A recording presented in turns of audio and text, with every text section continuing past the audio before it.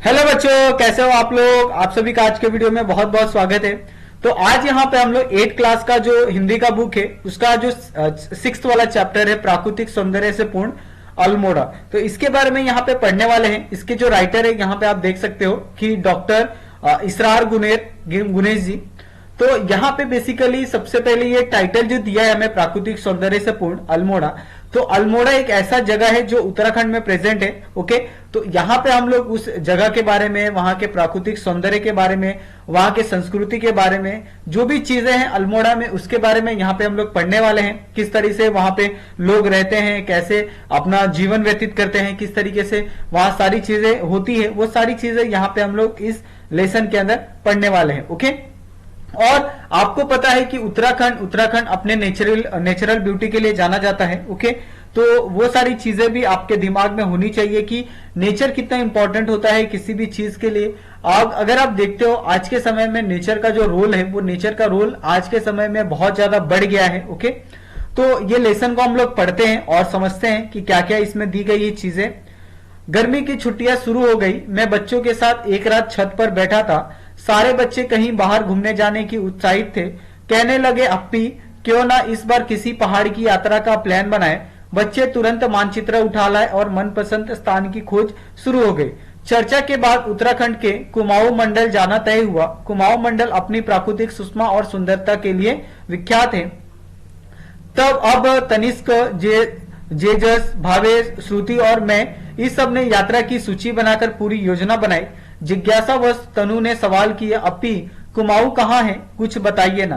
तब मैंने बताया, कुमाऊं मंडल भारत के उत्तराखंड राज्य के 2 प्रमुख मंडलों में से एक है। कुमाऊं मंडल के अंतर्गत अल्मोड़ा, बागेश्वर, चंपावत, नैनीताल, पिथौरागढ़ और उधम सिंह नगर आते हैं। सांस्कृतिक वैभव, प्राकृतिक सौंदर्य और संपदा से संपन्न इस अंचल की एक क्षेत्रीय पहचान है। यहाँ के आचार विचार, रहन सहन, खान पान, वेशभूषा, प्रथा परंपरा, रीति रिवाज, धर्म, विश्वास, गीत, नृत्य, भाषा, बोली सबका एक विशिष्ट स्थानीय रंग है। लोक साहित्य की यही समृद्ध वाचिक परंपरा विद्यमान है। कुमाऊं का अस्तित्व भी वैदिक काल से ही है। तो यहाँ पे आप देख ले कि बच्चे यहाँ पे एक तरीके से जो पिकनिक होती है, किस तरीके से जो बच्चों की वो वहां पे जा रही थी। उसके बाद वो उस चीज को लेके सारे बच्चे बहुत ज्यादा उत्साहित थे और उस चीज के बारे में बच्चे सवाल भी करते हैं और उन सवालों का जो आंसर है वो यहाँ पे उनको मिलता है कि किस तरीके से वो सारी चीजें जो उनकी अप्पी होती है वो उन्हें बताती है। उसके बाद यहाँ पे अब जाने का दिन आ गया। बड़े सवेरे उठकर सबने तैयारी की और चल पड़े अपनी यात्रा पर। हम सर्वप्रथम नैनीताल पहुंचे। हमारे कॉटेज बुक थे। वहां के तालों, प्राकृतिक सुषमा एवं मौसम का आनंद ले हम अल्मोड़ा के लिए रवाना हुए। देवदार के वृक्षों की ढकी मोहक घाटियों के बीच सर्पीली सड़क पर हमारी कार तेज रफ्तार से दौड़ रही थी। रास्ते में पहाड़ों पर बनी बड़े सीढ़ीनुमा खेत और उनके काम करते लोग। तो आपने बच्चों देखा होगा कि सीढ़ीनुमा खेत कैसे होते हैं। पहाड़ों पे कोई ये नहीं होता है, पहाड़ों पे समतल जमीन आपको देखने के लिए नहीं मिलती है। तो वहां के जो रहने वाले लोग क्या करते हैं कि अगर पहाड़ इस तरीके से है तो पहाड़ों पे इस तरीके से वो लोग क्या करते हैं, खेती के लिए जमीन प्रिपेयर करते हैं ऐसे। और यहीं पे वो लोग खेती करते हैं। और ये जो खेती होती है वो सिर्फ बारिश के सीजन में होती है, क्योंकि बाकी अन्य समय पे यहाँ पे आपको जो पानी की कमी है वो सारी चीजें यहाँ पे दिखने को मिलती है। श्रम से अपनी जीविका चलाने वाले चेहरों पर अजीब सी अलमस्ती और निश्चिंतता झलकती थी। दूसरे दिन सुबह हम सब तैयार होकर अल्मोड़ा देखने निकले। जैसा पढ़ा यह सुना था वैसा ही यहाँ देखने को भी मिल रहा था।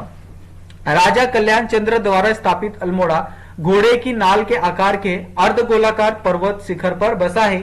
चीड़ एवं देवदार के घने पेड़, हिमालय की बर्फ से ढकी चोटियों ने आज भी इसके प्राचीन स्वरूप को सजोए रखा है। अल्मोड़ा के बस स्टैंड के पास ही गोविंद वल्लभ पंत राजकीय संग्रहालय में कुमाऊं के इतिहास व संस्कृति की झलक मिलती है। यहाँ विभिन्न स्थानों से खुदाई से मिलित पुरातन प्रतिमाओं तथा स्थानीय लोक कलाओं का अनूठा संगम है। ब्राइट एंड कॉर्नर ये अल्मोड़ा के बस स्टेशन के केवल 2 किलोमीटर की दूरी पर एक अद्भुत स्थल है। इस स्थान से उगते और डूबते हुए सूरज के दृश्य देखने हजारों मील से प्राकृतिक प्रेमी आते हैं। तो बेसिकली जो अल्मोड़ा एक प्लेस है वो प्राकृतिक सौंदर्य के लिए प्रसिद्ध है, जहां पे बच्चे पिकनिक के लिए गए हैं और वहां पे उन्होंने उसको एक्सप्लोर करना स्टार्ट किया है। ओके, रात हमने पहाड़ी भोजन का आस्वाद लिया। तीसरे दिन सवेरे अल्मोड़ा के 5 किलोमीटर दूरी पर स्थित काली मठ चले गए।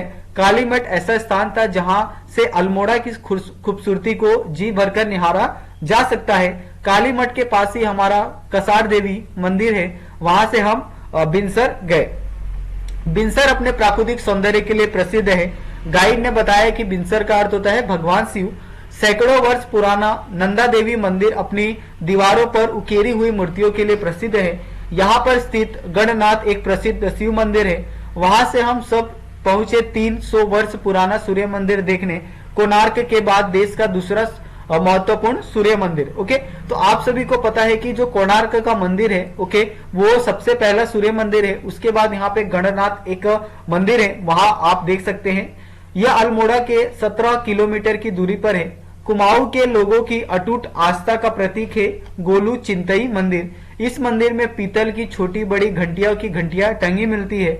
वहां से हम जोगेश्वर मनोहर घाटी जो देवदार वृक्षों की ढकी है देखने गए। अल्मोड़ा सुंदर, आकर्षक और अद्भुत है, इसीलिए उदय शंकर ने अपनी नृत्यशाला यही बनाई थी। यहाँ विश्वविख्यात नृत्यकार शिशुओं के नृत्य कला की प्रथम शिक्षा ग्रहण की थी। उदय शंकर की तरह विश्व कवि रविंद्रनाथ टैगोर को भी अल्मोड़ा पसंद था। विश्व में वेदांत का शंखनाद करने वाले स्वामी विवेकानंद अल्मोड़ा के आकार आध्यात्मिक प्रसन्न हुए। उन्हें यहाँ आत्मिक शांति मिली थी।